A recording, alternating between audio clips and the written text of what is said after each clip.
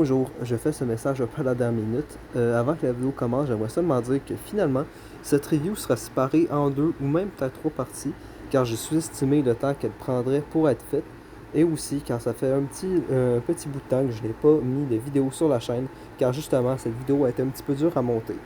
Merci de votre compréhension et je vous souhaite bonne vidéo. Bienvenue dans cette nouvelle vidéo de la chaîne. Comme dit la dernière fois, aujourd'hui, nous allons voir ensemble et classer les designs des films live-action de Transformers. Pour ce qui est de la tier list en elle-même, de base, les personnages étaient classés en ordre alphabétique, mais je les ai classés par groupe ou par personnage, car un personnage a différents designs. Donc, ça sera plus simple à classer tous ces personnages durant la tier list. Qui est de comment les designs vont être classés durant la tier list. Nous avons le rang parfait qui est pour les designs justement parfaits qui n'ont rien à changer.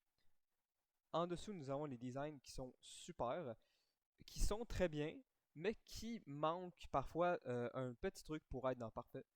Les designs bien, qui sont des designs qui marchent bien en tant que tels, mais qui ne sont pas non plus les plus extraordinaires. Les designs ok, justement, qui sont ok, qui ne sont pas mauvais, qui ne sont pas bons, qui sont juste passables.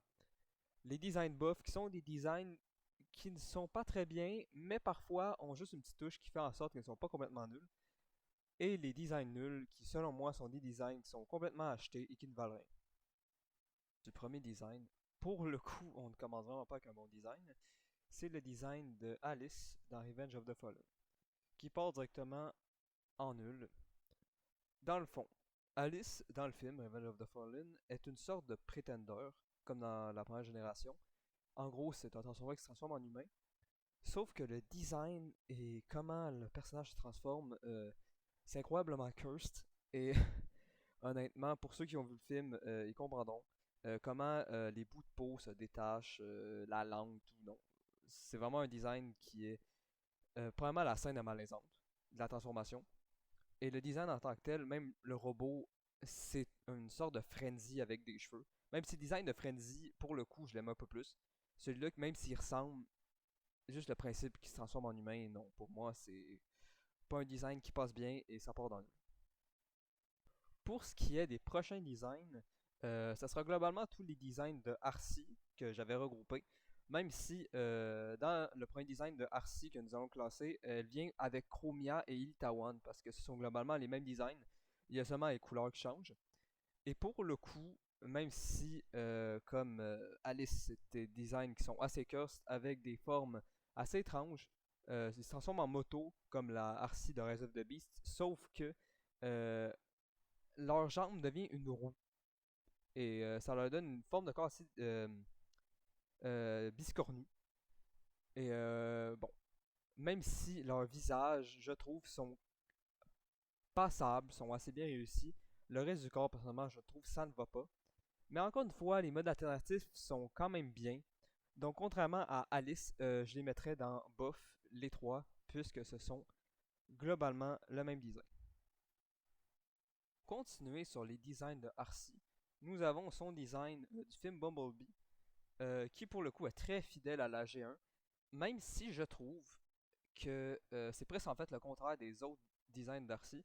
Le corps est très bien, mais la tête n'est pas très réussie pour le coup. Je trouve qu'elle fait un petit peu vallée dérangeante, si j'utilise le bon terme. Je sais pas, elle a un visage un peu trop lisse pour un robot. Ça ferait presque un aspect à la Transformers Prime, mais le visage ne colle pas avec son corps. Mais même le mode alternatif cybertronien est un peu étrange, mais je trouve qu'il passe quand même bien. Mais bon, malgré sa tête que je n'apprécie pas forcément, le reste du design est quand même bien. Donc, justement, ce design, je le classe dans bien. Pour finir avec les designs de Arcee, nous allons classer pour moi ce qui est son meilleur design sur grand écran, qui est son design de Rise of the Beast, qui pour le coup, je trouve, ressemble assez à sa version Bumblebee, mais améliore globalement tous les défauts que je trouvais sur ce design. Le mode alternatif, pour le coup, qui est bien mieux, et je trouve aussi qu'elle a un visage qui rend mille fois mieux que sa version Bumblebee. Et aussi, même si ce ne sont pas les couleurs d'origine, je trouve que le rouge sur ce design rend extrêmement bien. Donc cette Arcee, je la mets dans Super. Pour enchaîner, nous avons le design, en fait les deux designs de barricades sur grand écran. Pour ce qui est de son design de 2007, je n'ai pas grand-chose à redire. C'est un design qui est devenu iconique avec le temps, qui a globalement fait changer sa version G1, qui est un Micromaster, je pense, rose et bleu, qui n'est pas vraiment marquant, à une version même, par exemple, dans Siege, qui est aussi une voiture de police maintenant, grâce à ce design. Et honnêtement, le mode alternatif est superbe. Sa tête peut être à débat, mais personnellement, j'aime quand même bien. Ses couleurs sont très bonnes. Il a des proportions assez étranges, mais que je trouve sympathiques. Et j'aime beaucoup aussi le fait qu'il aille ses roues au niveau de ses mains, ce que je trouve plutôt bien.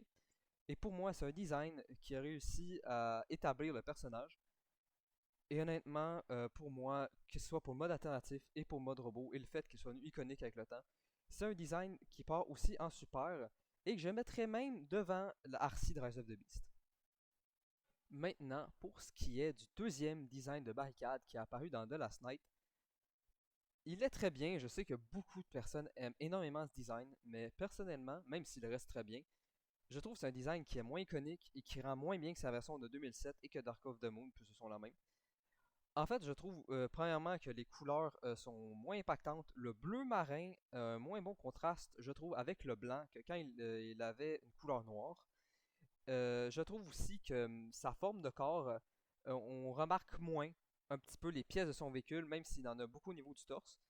Et personnellement, même si sa version 2007 avait une tête assez particulière, j'aime moins la tête du barricade de The Last Night. Je sais pas pourquoi. Je le trouve trop lisse. Je l'aime moins.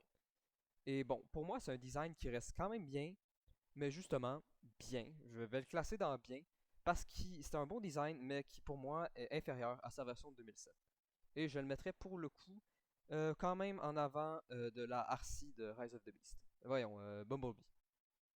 Pour continuer sur les designs, qui est aussi un design du film de 2007 comme barricade, nous avons Blackout, qui pour le coup est le premier Transformers qui apparaît à l'écran en live action.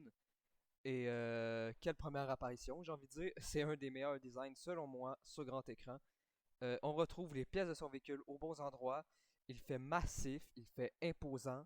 Son mode alternatif justement est superbe, un superbe hélicoptère, qui est d'ailleurs très bien retranscrit dans sa version Studio Series, que je possède, et que je ferai peut-être bientôt justement une review à l'occasion. Et ouais, honnêtement, je sais pas trop quoi dire, à part le mettre dans parfait ce design. Honnêtement, il est imposant, il est menaçant pour un Decepticon, c'est un bon point.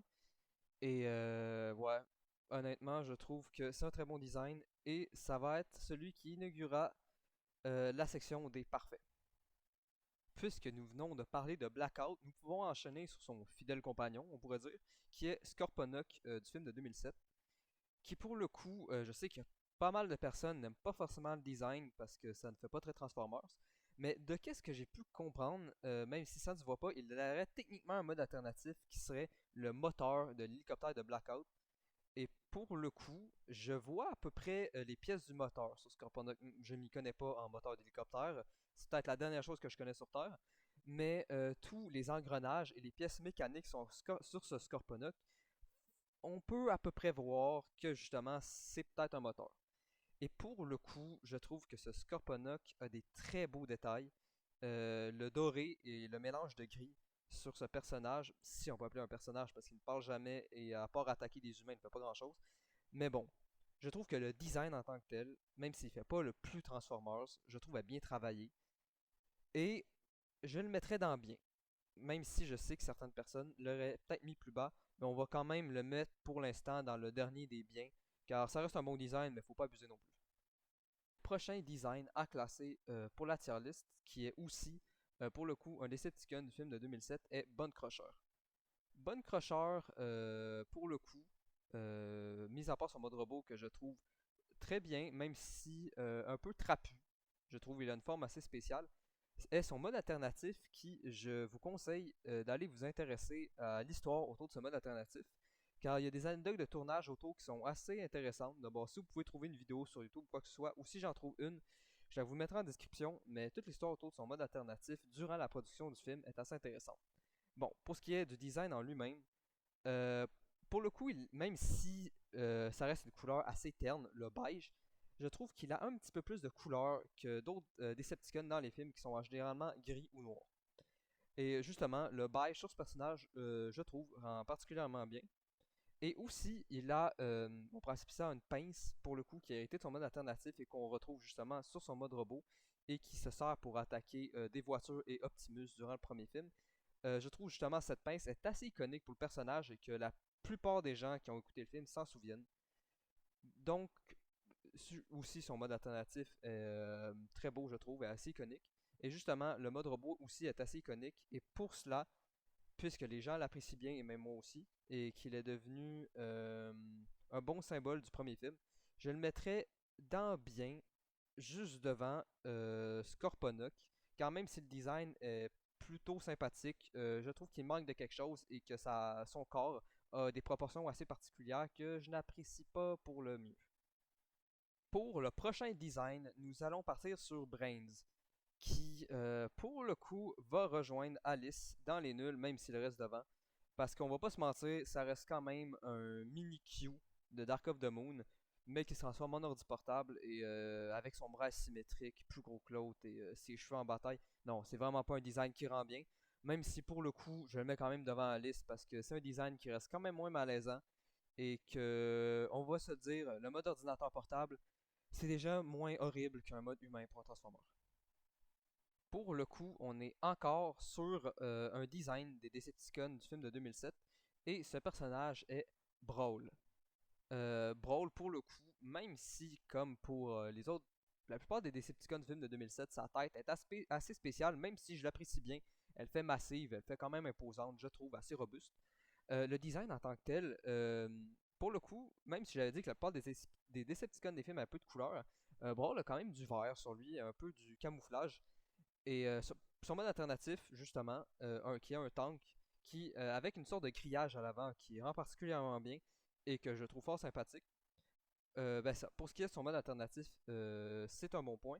Et pour ce qui est du mode robot, ouais, honnêtement, en termes de design des films que je pourrais mettre dans parfait, je pense que Brawl va aller rejoindre Blackout.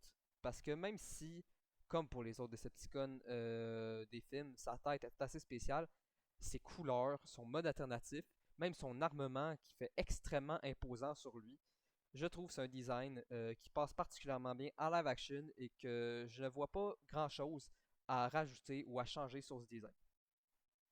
Pour enchaîner, on part sur les designs de Bumblebee. Pour commencer, on va parler des designs du premier film, dont son mode avec une Camaro plus ancienne, que personnellement je préfère à quand Bumblebee a une Camaro plus récente. Je la préfère largement quand il a une voiture plus ancienne. Je trouve personnellement que ça colle avec le personnage. Et justement, ce design de Bumblebee, même si ce n'est pas le premier que les gens retiennent, car il a les vieilles pièces justement de la vieille Camaro, je préfère celui-là. Et c'est un design qui est quand même vu assez iconique.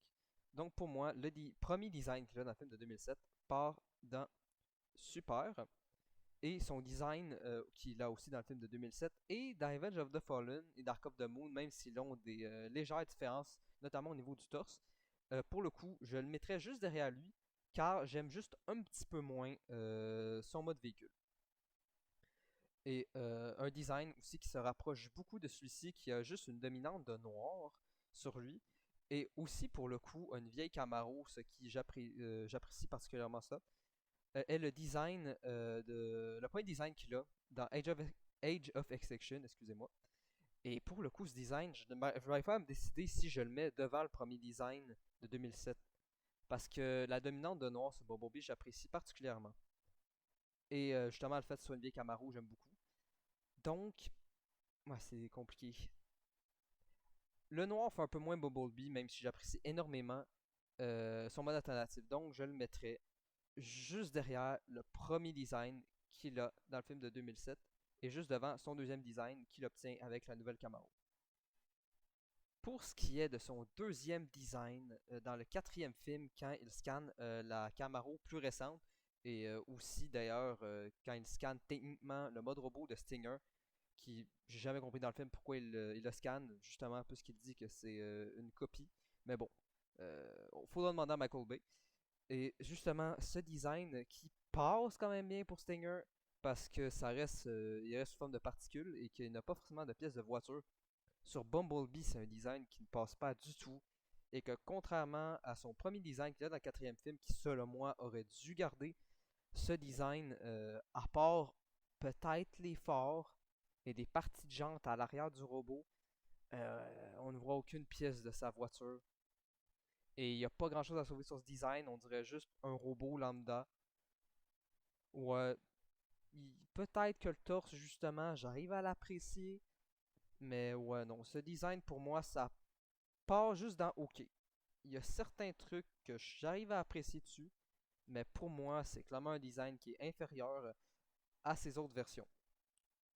Et pour le coup, quand ils ont fait The Last Night, ils ont rétro-pédalé, et je trouve que c'est une bonne décision, car nous avons eu le design qu'il a dans The Last Night, avec aussi une Camaro plus récente que j'aime moins, mais qui a un design global qui ressemble beaucoup plus à sa version Dark of the Moon. Et en plus, il a un marteau qui est, je trouve, pas forcément une arme qui colle à Bumblebee, mais dans le film, vu comment il l'utilisait, ça donne des scènes d'action assez sympathiques. Et pour le coup, le design ressemble plus à celui de Dark of the Moon et beaucoup moins à sa version du quatrième film, ce que j'apprécie. Même si les pièces justement de la nouvelle Camaro, je trouve, le font un peu descendre dans le classement, et je le mettrais pour le coup dans bien, contrairement aux autres, mais juste devant le barricade du cinquième film. Pour ce qui est des autres designs de Bumblebee, on change de continuité et nous ne sommes plus dans le Bayverse, car ce sont les designs du film Bumblebee. Et pour le coup, ce sont des designs qui sont assez différents dans la philosophie, qui sont beaucoup plus ronds et moins complexes, mais que j'apprécie bien. Pour commencer avec ces trois designs, nous avons le design cybertronien du film, qui, même si il ressemble quand même à ces autres designs qu'il a dans le film, est, je trouve, un petit peu plus plat et un peu moins de personnalité vu son mode alternatif. Donc, même s'il reste très bien, vraiment, ça reste un design que j'apprécie beaucoup, même si je trouve justement un peu plus plat, je le mettrais juste derrière le Bumblebee avec la Camaro du film de 2007, justement la version un petit peu classique. Et pour ce qui est de quand il arrive sur Terre et qu'il scanne une Jeep Willys, même si on pourrait dire qu'une Jeep militaire pour Bumblebee, ce n'est pas forcément un véhicule qui colle, pour le coup, les Jeep Willys, ça reste quand même des petits véhicules qui, niveau taille et niveau proportion, ne sont pas si éloignés que ça qu'une coccinelle quand on y pense. Ce ne sont pas des gros véhicules militaires, c'est très très petit. Donc, ça colle quand même bien pour un design de Bumblebee, et les pièces de la Jeep Willys collées sur ce design, je trouve, rendent extrêmement bien. Et ça me ferait presque demander si je ne préfère pas ce design à la vieille Camaro 2007. Et pour le coup, même si le mode alternatif est assez particulier pour un Bumblebee, je le mettrais quand même moi, devant la RC de Rise of the Beast et devant les autres Bumblebee.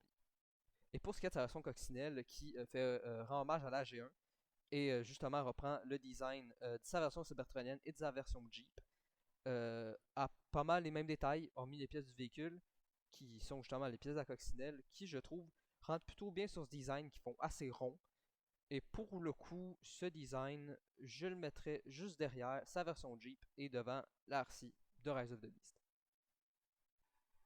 Pour ce qui est du prochain design, on part sur Canopy du cinquième film, qui pour le coup est une réutilisation du modèle 3D de Long Haul.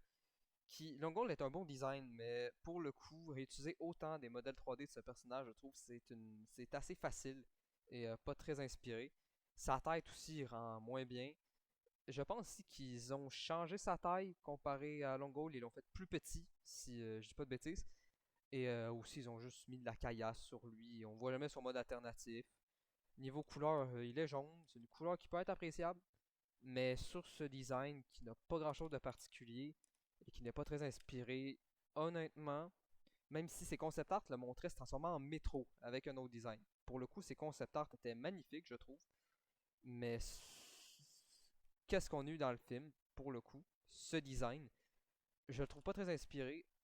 Et il va aller juste devant quand même le design du Bumblebee du quatrième film, car la base de modèle 3D de Long Haul fait quand même qu'il a des pièces qui sont quand même assez intéressantes sur un mode robot. Un autre design qui apparaît dans The Last Night, mais qui apparaît pour la première fois dans le quatrième film, est le design de Crosshair. Crossers, pour le coup, c'est un robot qui ne rappelle aucunement son mode alternatif, hormis des roues, je crois qu'on peut voir au niveau de ses chevilles, et avec une cape qui, oui, dans le quatrième film, on instaure le fait que le Transformium, je crois, peut prendre différentes formes physiques, mais ça reste que pour un Transformers, on va dire assez lambda, le fait que justement sa carrosserie devienne une espèce de cape fluide de cette manière, je ne sais pas, je trouve ça étrange. Et le fait aussi qu'il n'ait aucune pièce de véhicule sur lui, c'est pas quelque chose que j'apprécie particulièrement. Ça me fait justement assez penser au design de Bumblebee du quatrième film. Donc justement, il ira à côté de lui, même si je trouve qu'il a quelques éléments distinctifs qui rendent un peu mieux, dont ses lunettes. Donc je le mettrai juste derrière Canopy et devant le Bumblebee du quatrième film. Pour enchaîner, on part sur un groupe de personnages qui, pour le coup, la plupart partagent un design assez semblable, même s'ils ne sont pas complètement pareils. Deux d'entre eux, Dreadbot et Berserker, sont apparus dans le cinquième film et partagent des designs avec Crowbar, je crois, et excusez-moi, un autre Dread dont j'ai oublié le nom. Même, et aussi Hatchet, qui devait avoir un équivalent dans le cinquième film, mais qui a été annulé. Et pour le coup, le design de Berserker, et qui est celui aussi de Crowbar, je crois, si je dis bien le nom, car c'est des designs qui se ressemblent un peu tous si j'oublie les noms. Le design de Berserker, en tant que tel, me fait penser au design du Predator, ce que j'aime quand même bien, même si je trouve que son mode véhicule est un peu plat pour un design qui est supposé rappeler un peu le Predator. Euh, il aurait mérité un autre mode alternatif, je trouve, qu'une simple vanne noire qui partage avec les autres Dreads. Mais ça reste que c'est un design, même s'il ne rappelle pas particulièrement son mode véhicule, reste assez menaçant et assez sympathique. Donc je le mettrais dans bien, juste devant Scorponok pour le coup. Si j'avais à le mettre, voilà. Et je mettrais aussi son équivalent Dark of the Moon juste derrière lui, parce qu'il a un petit peu moins de couleur, donc un peu moins de personnalité que Berserker. Pour ce qui est de Dreadbot, pour le coup, Dreadbot, elle a même est déjà techniquement apparue dans Dark of the Moon, même si ce n'était pas vraiment le même personnage, mais il partage un design semblable. Mais pour le coup, il a un mode alternatif de combi. Et personnellement, les combis Volkswagen, j'ai un attachement pour ce véhicule. Donc c'est très personnel, mais personnellement, je le mettrais dans le haut des dreads pour le coup. Et son design qui apparaît dans Dark of the Moon, je le mettrais juste derrière le design de Berserker et de son équivalent Dark of the Moon. Pour ce qui est de Hatchet, bon, c'est le même mode alternatif que les autres, mais il est quadrupède. Personnellement, c'est quelque chose que j'aime un peu moins, même s'il reste si similaire, donc je le mettrais juste derrière Scorponok, même si j'aime beaucoup moins ses proportions que les autres Dreads. Pour enchaîner, un autre personnage qui est dans The Last Night, lui aussi, est Daytrader. Daytrader, c'est un design qui est assez spécial, qui se trimballe avec plein de déchets sur son dos et sur son mode alternatif d'ailleurs que j'aime particulièrement bien, qui est un vieux camion de transport Mercedes. Et pour justement, on retrouve beaucoup de pièces de ce mode alternatif sur des traders qui est assez appréciable pour un personnage du quatrième et cinquième film. Pour le coup, celui-là est dans le cinquième film. Mais dans ces films, je trouve qu'il y a un grand manque de pièces de mode véhicule sur les personnages. Et ça fait plaisir, même si le personnage a des formes assez humaines, donc sa grosse barbe. Ça fait toujours plaisir dans ces films de voir des pièces du mode véhicule sur un personnage. Même si, comme je l'ai dit, il fait extrêmement humanoïde, justement avec son gros ventre, sa grosse barbe, il garde des pièces du mode alternatif que j'apprécie. Euh, Tous ces déchets qui se baladent avec sont un élément de design assez spécial, mais toujours appréciable. Par exemple, quand il sort la tête de Starscream, qui est techniquement une incohérence parce qu'il est mort, parce qu'il s'est fait exploser la tête. Mais bon, c'est toujours un petit clin d'œil sympathique. Bref, c'est un design que j'aime quand même bien, qui a des couleurs passables. C'est pas le plus coloré, mais ça passe toujours, un petit peu de vert. Et qui a un bon mode alternatif. Donc, je dirais qu'il est. Moi, personnellement, je le mets dans bien, mais quand même dans le dernier des biens. Derrière Hatchet. Pour continuer, on part sur le design, ben, les designs de Mirage, même si celui de Dark of the Moon est appelé Dino, dans Dark of the Moon et aussi celui de Rise of the Beast. Pour le coup, le design de Mirage, donc Dino dans Dark of the Moon, est très bien, même si je trouve qu'il fait assez longiligne et qu'il n'a peu de pièces de son véhicule sur lui, même si on en retrouve sur le torse. Ce qui fait un petit peu, je trouve, quatrième et cinquième film, mais qui passe quand même. C'est un bon design avec des armes sur les bras des espèces de lames.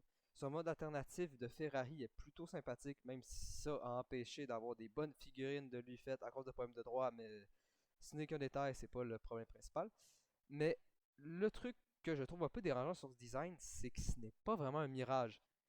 Personnellement, je trouve presque que dans les films, ils auraient dû échanger le design de Sideswipe et celui de Mirage. Je trouve que ça aurait mieux collé. Parce que je trouve personnellement que ce design fait juste un design de Sideswipe adapté à la sauce Bayverse. Pas forcément un design de Mirage. Mais en tant que design pur, c'est quand même une bonne réussite. Même s'il reste un peu longiligne. Donc je le mettrai entre le Bumblebee et le Barricade de Last Night. Son design de Rise of the Beast, lui, pour le coup, fait déjà beaucoup plus Mirage qu'un Sideswipe. Mais, premier truc à noter, c'est que quand son mode alternatif, excusez-moi, a été annoncé, beaucoup de personnes se sont plaintes car il volait, entre guillemets, le mode alternatif de Jazz de la première génération, qui est une Porsche. Et que les gens voulaient que Mirage aille un mode alternatif de Formule 1.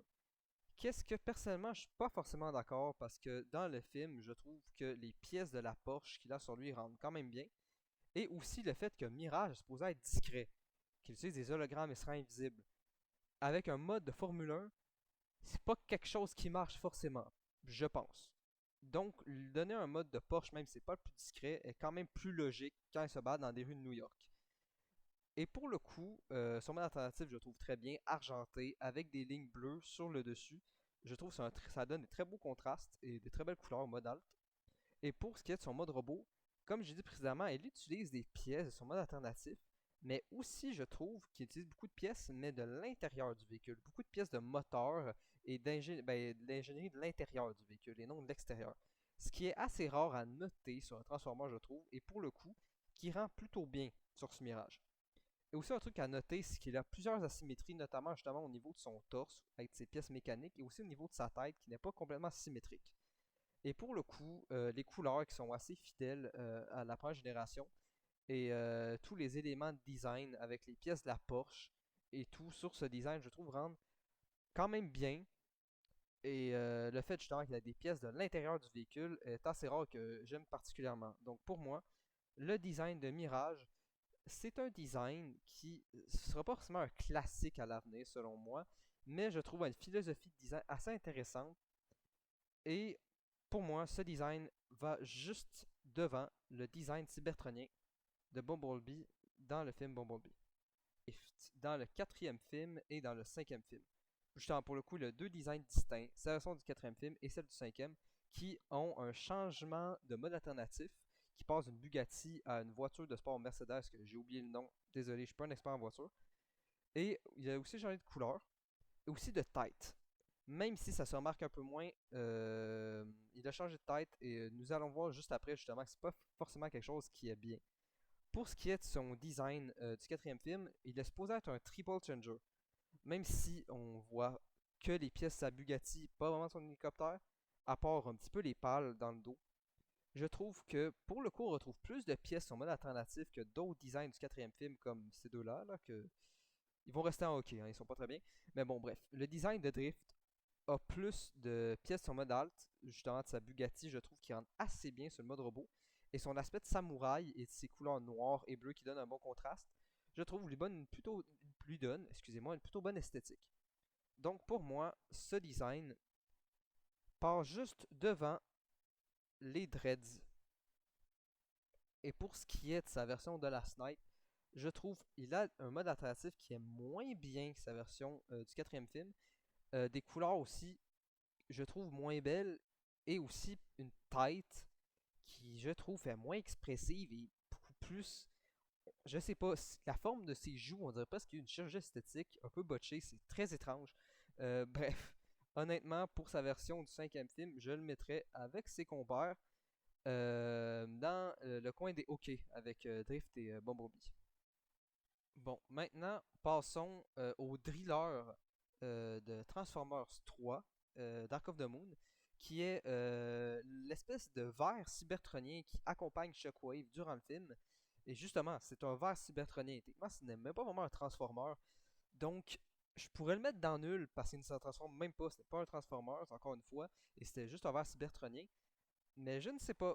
Je trouve qu'il a un aspect assez imposant, surtout quand il passe entre les buildings et qu'il se les fait écrouler sur eux-mêmes. Je sais pas, je trouve il a un bon aspect imposant et très menaçant. Et même s'il n'est pas vraiment un Transformers pour le coup, je le mettrais même devant les 3 Arcy de Transformers Revenge of the Fallen. Ensuite, un design que j'avais déjà comparé au début de la tier list avec Alice de Revenge of the Fallen est Frenzy, qui pour le coup justement a un design qui a techniquement une philosophie semblable, mais qui pour le coup lui se transforme en, si je me trompe pas, en une sorte de radio au début du premier film et interagit avec Barricade. Et pour le coup, même si c'est un design justement qui a une esthétique assez proche d'Alice, même si son mode alternatif pour le coup est assez moins malaisant, on va se dire. Je trouve que son mode robot, je sais pas, les petites mimiques qu'il a durant le film le rend assez expressif et c'est très personnel, me font un petit peu penser aux droïdes dans la prélogie de Star Wars et à des expressions assez particulières et assez rigolotes, personnellement, je trouve. Donc, même si c'est pas un design qui est très élaboré et qu'il n'a aucune pièce de son mode alternatif, qui est justement supposé être une radio, j'aime quand même bien, qui est assez expressif, je trouve, et a des yeux bleus, c'est assez rare noté pour un Decepticon. Donc, personnellement, je le mets dans OK, juste en aide Canopy. Pour enchaîner, on part maintenant sur un groupe de personnages qui sont les Constructicons. Et pour commencer ce groupe, nous avons pour le coup un très bon design qui est celui de Mixmaster. Personnellement, Mixmaster, c'est très personnel. Il m'a tout à fait penser à une sorte de crustacé avec une carapace sur lui, une coquille, avec ses parties de la bétonnière qui l'entourent sur ses épaules et sur ses bras.